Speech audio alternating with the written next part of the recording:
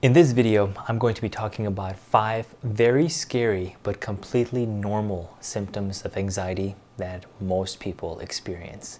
Now, before I get started, I want to preface this video and all of my videos where I discuss anxiety by saying that I am not a doctor, I am not a psychiatrist, and I'm not a medical professional. I am, however, someone who has anxiety disorder and someone who has figured out how to maneuver and weave through my day-to-day life in a way that I am actually pretty much anxiety free.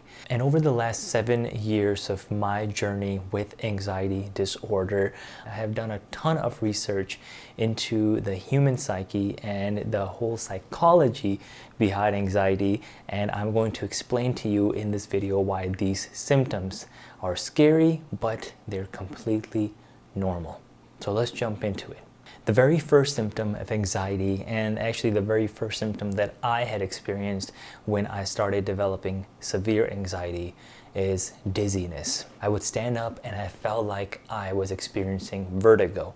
And it's one of the first things that I told the doctor at the emergency room, that I felt like I have symptoms of vertigo. And they did a bunch of tests and they actually found out that I do not have vertigo. I just felt like the entire room around me was spinning.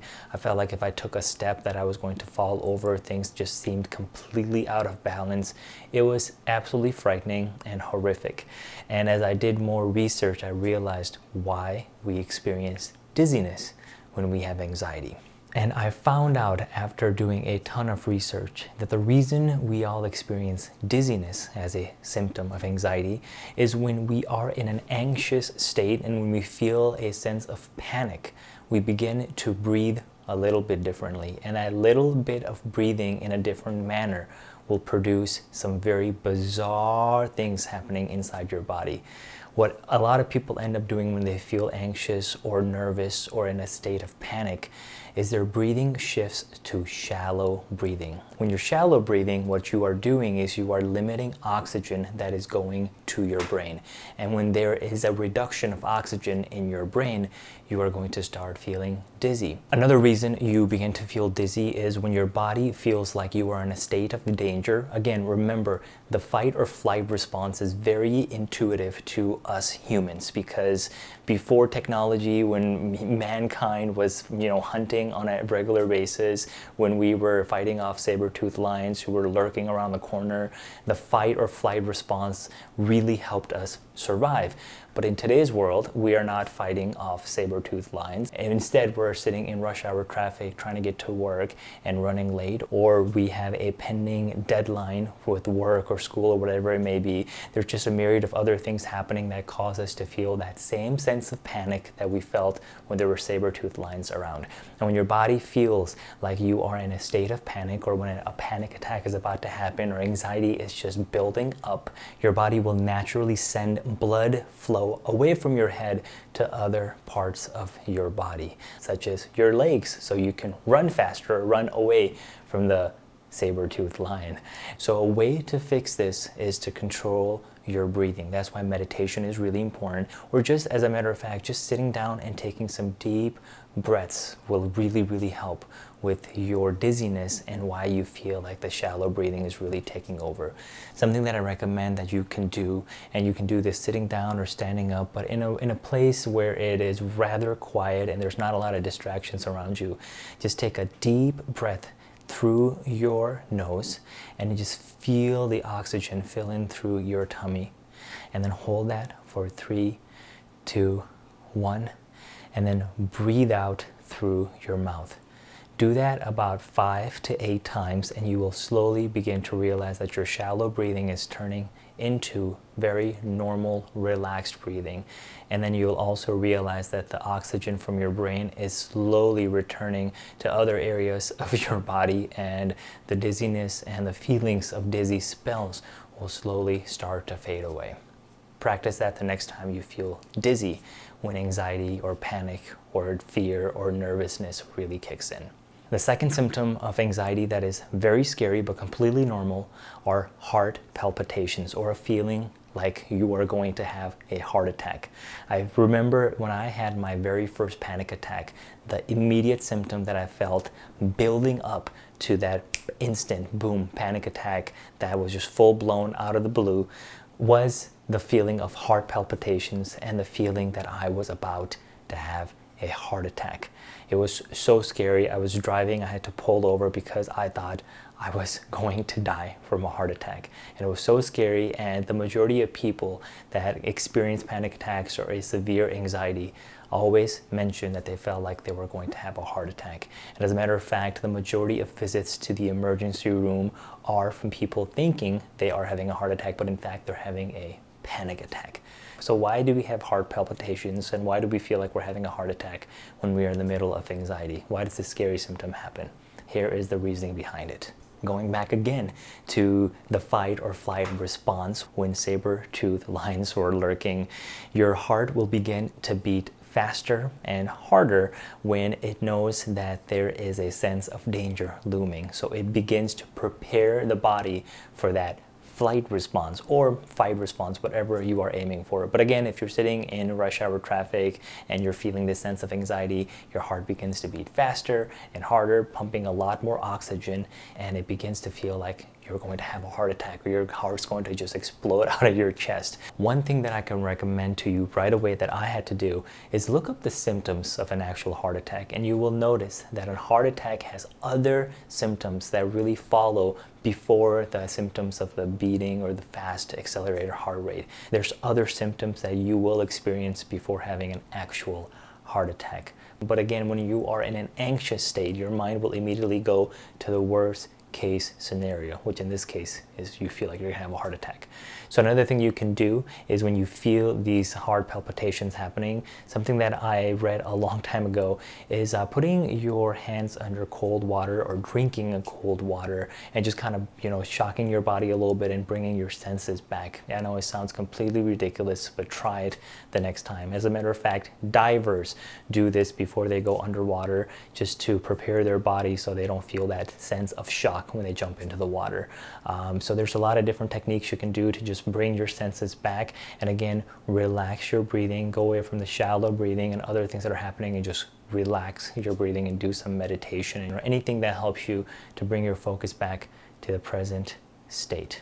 The third symptom that is very scary and completely normal is brain fog. Now, I didn't experience brain fog when I had my first panic attack. However, I started experiencing brain fog the days after my initial panic attack. And every time I had a panic attack, the waves that followed for the days to follow, I was experiencing brain fog. I felt like I was either floating, I felt like I was having an out-of-body experience. I was having a difficult time remembering things. I was having a difficult time just focusing or concentrating or just sitting still.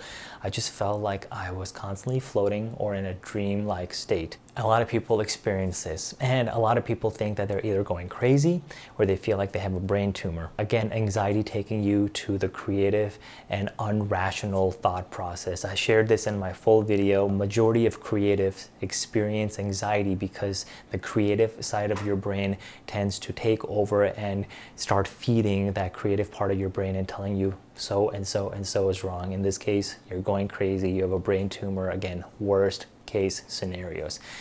And it's normal. And why is it normal and why is it safe? This is what's happening behind the scenes. After you've had a panic attack or when you're in a very severe state of anxiety, you are completely depleted in so many aspects of your body and your mind. This also may be related to a lack of sleep. So you are just mentally fatigued and mentally exhausted, just overthinking and going to all the negative places that you can possibly imagine. And you begin thinking, am I going insane? Why do I feel like I'm having an out-of-body experience? And something that really helped me here was journaling. Something that really worked for me was journaling, because when I was mentally exhausted and fatigued, I began to write my thoughts down. Now, a lot of people will say, Arslan, how is journaling going to help? How is it going to help for me to write down what I'm thinking? Because I don't want to think more about what I'm thinking.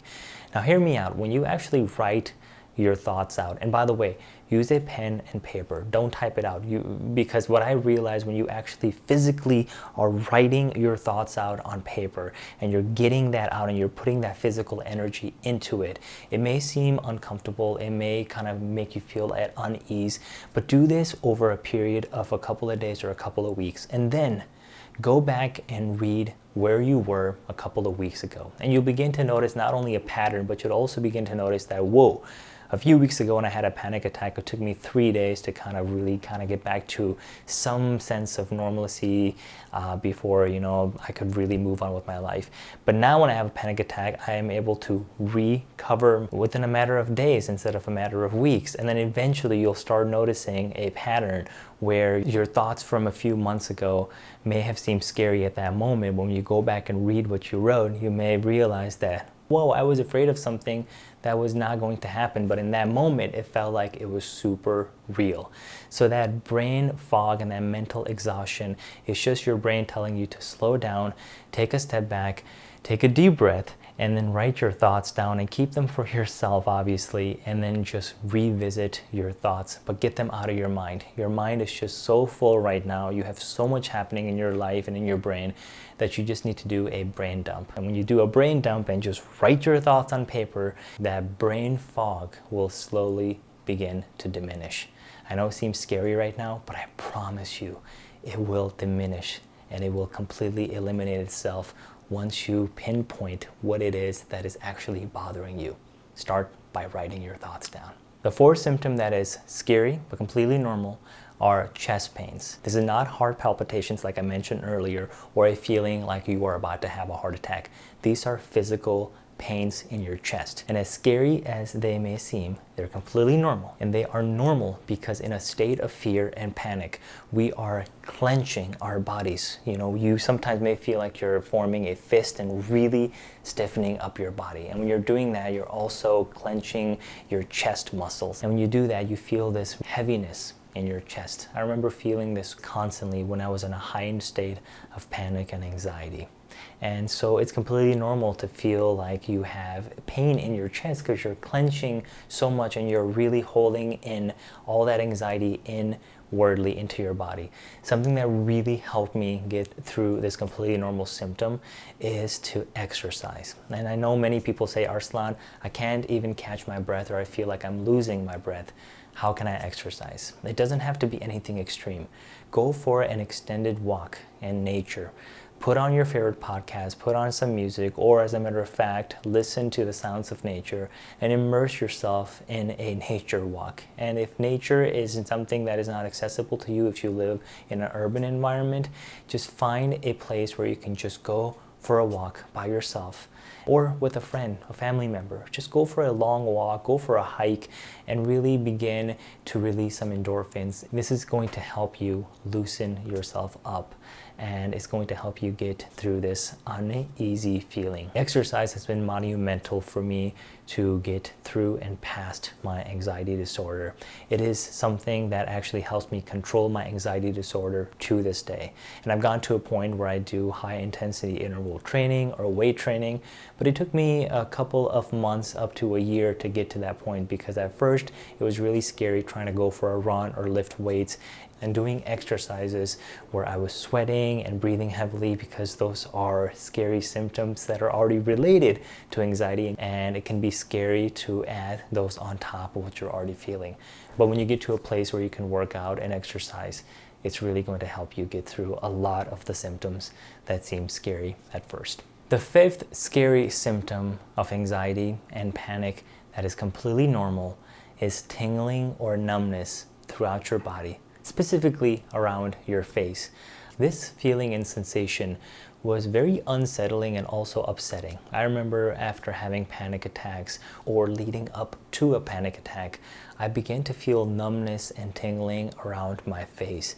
I felt like my face was going numb. I felt like my tongue was going numb. The back of my throat was going numb. And I just felt a lot of tingling. And I remember just constantly feeling and touching my face, making sure that it was still there. Sometimes I felt like I thought I was going to have a stroke.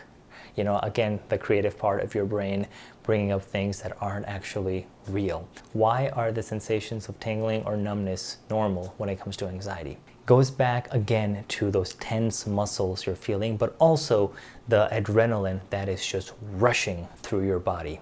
Adrenaline is completely normal and very important, as you know, for us humans. It helps us survive, and even to this day, it is a very vital part of your being.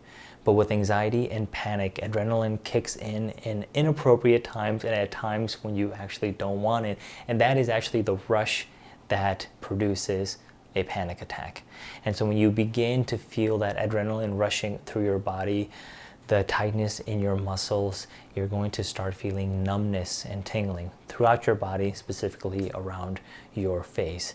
And something that helped me in this instant as well was meditation, mindful meditation and breathing exercises. And again, allowing oxygen to flow through my body and release the toxins and release the negative energy. I know it sounds completely woo-woo, but it is really important. You have to breathe, you have to control your breathing, you have to allow your body to come back to a normal, relaxed, mindful state. It's going to help dramatically.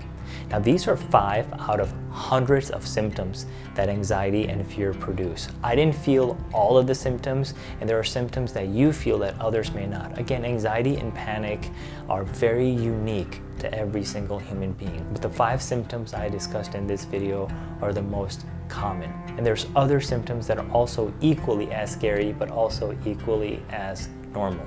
Comment below. Tell me what is a scary symptom of anxiety or panic that you are feeling that I didn't cover, and I would love to provide guidance and value and help you walk through why you may be feeling this symptom. Thank you for watching. If I can be of help, of value in any way, please reach out to me.